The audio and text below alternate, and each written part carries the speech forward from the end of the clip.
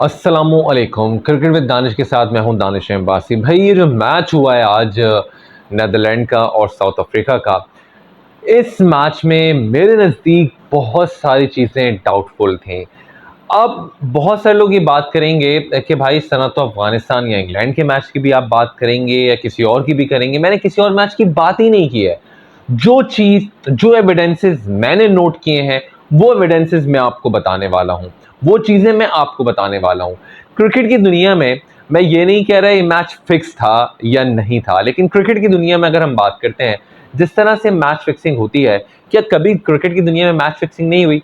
ऐसे मैचेस जो खेले गए जिनके बाद आपको पता चला कि ये मैच फिक्स था, इस प्लेयर ने मैच फिक्स किया, बाद में उन लोगों को सजाएं हुई। जब आपको पता लगता है अरे भाई ये मैच भी फिक्स हो सकता था, अरे इस तरह भी फिक्सिंग हो सकती थी।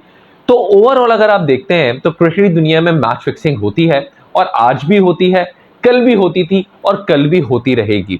हाँ, वो चीजें शायद तमाम प्लेयर्स मिलके ना करते हों, लेकिन कहीं ना कहीं स्पॉट फिक्सिंग या कुछ प्लेयर्स मिलके जो है वो चीजें करते रहते हैं। आज के मैच में जो कुछ चीजें मुझे डाउटफुल नजर आई हैं जिन पे मैं आपसे बात करने वाला हूं वो ये है। तो यहां पर आप देखें, जब नेदरलैंड की टीम पहले बैटिंग करने के लिए आई थी तो उस वक्त तक इनके 112 पर 6 आउट हो गए थे। सब कुछ ठीक जा रहा था, लेकिन 112 पे 6 आउट होने के बाद तकरीबन 26 ओवर्स हुए होंगे कि उसके बाद से अगर आप बॉलिंग देखते हैं कि जहां पर थोड़ा सा सेट हुए नेदरलैंड के बैट्समैन, उनको सेट किया गया, और सेट होने के बाद जो आखिर के तकरीबन 12 ओवर्स थे उसमें आप नोट कीजिएगा जो फील्डिंग पोजीशन लेकर रखी हुई थी वो फील्डिंग पोजीशन थी fine leg, third man, square leg, जिसको आप थोड़ा सा मिड विकेट की तरफ कर लें, और एक आपने फील्डर लेकर रखा था पॉइंट बाउंड्री पे जो कभी कभी स्वीपर कवर पे आ जाता। इस फोल्डिंग पोजीशन के साथ जो आप गेंदें करवा रहे थे, आपका जो शॉर्ट कवर था वो सर्कल के एज पे मौजूद था, और आपने जो बॉलिंग करवाई है इस कदर आखिर के तकरीबन 12-13 ओवर्स में आपने चैनल पकड़ के रखा था outside the off stump, outside the off stump, short pitch, short pitch, slower one, outside the off stump. मजे की बात अगर आपने नोट किया हो, एक जो बॉल आई थी, इनफैक्ट शायद वो कुर्जिया की जो गेंद आई थी वो हमने देखा था, वो उन्होंने इस कदर बाहर की थी कि वो स्लिप पर खड़े क्लासन ने कैरी किया था, कीपर उसको अटेम्प्ट करने ही नहीं गया। इतनी आउटसाइड द ऑफ स्टंप वो गेंद की थी कि जो डायरेक्ट स्लिप के फील्डर तक पहुंची थी। ये क्या वजह थी कि आप इतना मेक श्योर कर रहे थे कि जो आप गेंदें करें वो आउटसाइड द ऑफ स्टंप करें, और आप स्टंप टू स्टंप गेंद ना करवाएं जहां आपको विकेट्स मिल रही थी। आपने कोशिश की कि सारी गेंदें आउटसाइड द ऑफ स्टंप मिलें, क्योंकि आपका जो कवर था वो आगे था, आपका पॉइंट बाउंड्री पीछे थी, आपके पास इतना बड़ा मार्जिन था ऑफ साइड पर कि जहां आप आराम से कवर के ऊपर से वो रन लीक कर रहे थे और वो रन आप दे रहे थे, जो मेरी समझ से बिल्कुल बालाधर था साउथ अफ्रीका की उस टीम के लिए कि जहां एक से बढ़कर एक क्रिकेटर मौजूद था। तो आप इतना ज्यादा उस चीज से जब बचते हैं, आप इतनी विड जब दे रहे होते हैं कि जहां पर कोई ऐसा सामने वेवन शेट जैसा बैट्समैन खड़ा हो, या कोई और चले आजकल के जमाने में बैट्समैन खड़ा हुआ हो कि जिसकी रेंज में गेंद आ रही हो वो उठा के मिड विकेट आपको मार रहा हो, ओ भाई आपने स्क्वायर लेग, या कभी हमने देखा चलो उसको मिड विकेट पोजीशन पे आपने ले भी लिया था, आपने इतना ज्यादा कवर पे उसको एरिया दे दिया कि वो जाए और मारता रहे। आखिर के 12 ओवर्स में 122 रन बनाए हैं नेदरलैंड की टीम ने, और अगर आप वो रन्स देखते हैं, वो रन्स आपको नजर आएंगे उसी एरिया में कि जहां पर विड दी गई और फील्डिंग पीछे की पूरी खाली नजर आई। तो इतना मारा है नेदरलैंड की टीम ने।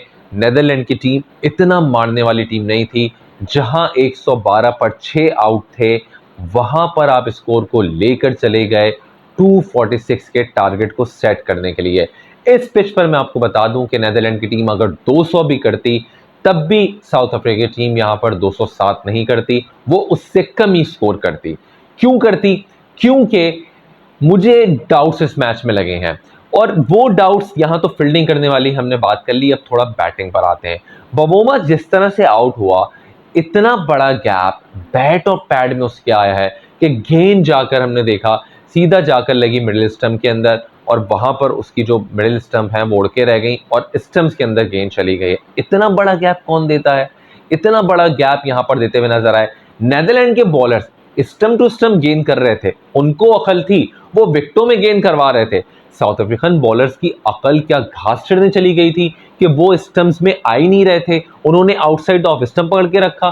क्यों भाई, नेदरलैंड ने वो लाइन क्यों नहीं रखी? नेदरलैंड ने स्टंप टू स्टंप विकेट करवाते रहे, वो इसलिए क्योंकि उनको वहां पर विकेट्स मिल रही थी, वहां पर उनको एलबी मिल रहे थे, वहां पर उनको बोल्ड मिल रहा था। आप मार्करम को देख लें जिस तरह वो आउट हुए हैं, आप सबको छोड़ें, वैन डर डूसन को देख लें, जब 42 फॉर 3 थे आई गेस, इसी तरह का आगे पीछे स्कोर था, एक रिवर्स स्वीप उसने स्टूपिड शॉट खेला है जो कतई मौके पर वो शॉट नहीं बनता था, जो एग्जैक्टली आपकी विकेट थी रिवर्स स्वीप के लिए। या तो आप एलबी आउट हो जाते या फिर आप कैच आउट हो जाते।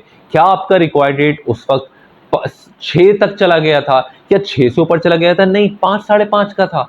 उस वक्त आपको उस बाउंड्री की क्या जरूरत थी जो आप रिवर्स स्वीप के लिए चले गए थे? उस वक्त तो आपको सेटल होने की जरूरत थी। जब 112 पे 6 नेदरलैंड के थे तो साउथ अफ्रीका भी सेट होकर इस टारगेट को चेस कर सकता था।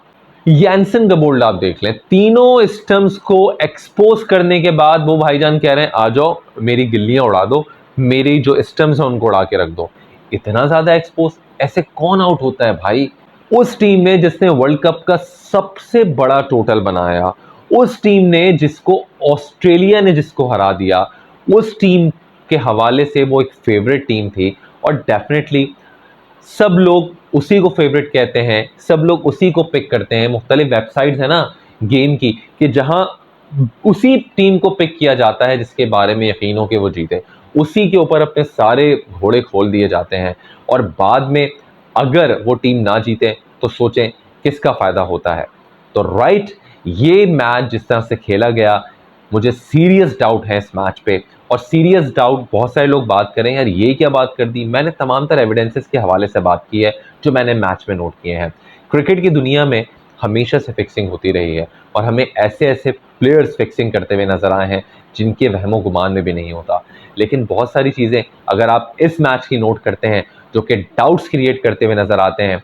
अक्सर कहीं ना कहीं एक ऐसी बड़ी टीम जो हॉट फेवरेट होती है, जिसके बारे में कोई वहमो गुमान नहीं कर सकता, एक ऐसी पिच पर कि जहां पर ना कोई गेंद की टर्निंग है ना कोई मूवमेंट, वहां पर बारिश की वजह से जरूर फेवर हासिल हुआ होगा।